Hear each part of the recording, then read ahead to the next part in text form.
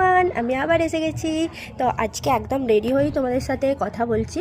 আর আমি হলো গিয়ে যাব আইবুড়ো ভাত খেতে।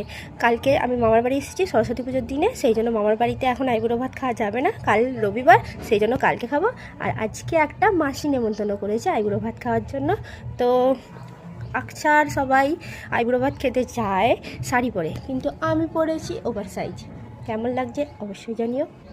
চলো তাহলে দেখা যাক যে মাসিমণি কি কি আইটেম রান্না করেছে আমার জন্য আইবুড়ো ভাতে। তাহলে ভিডিওটা শেষ পর্যন্ত দেখতে হবে।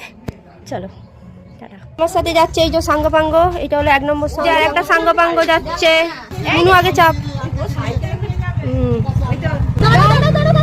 টাটা। জায়গা হয়নি বলে সাইকেলে চেপে এসে গেছি। বাবা কি সুন্দর ফুল গাছগুলো হয়।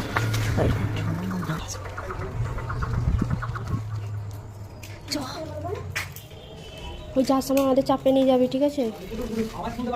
কুটুস কুটুস, ভালো আছো?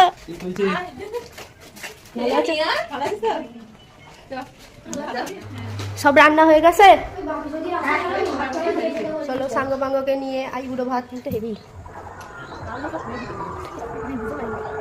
কি সুন্দর জায়গাটা দেখো, কত গাছপালা করেছে।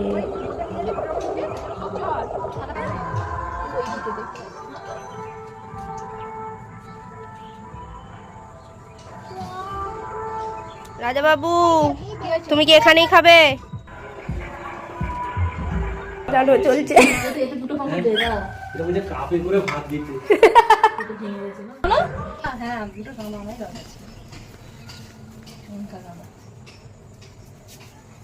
বাগানের মধ্যে ব্যবস্থা করেছে।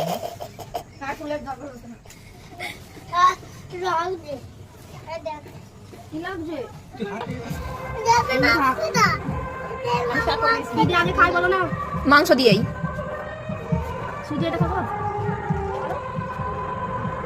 কেমন হয়েছে?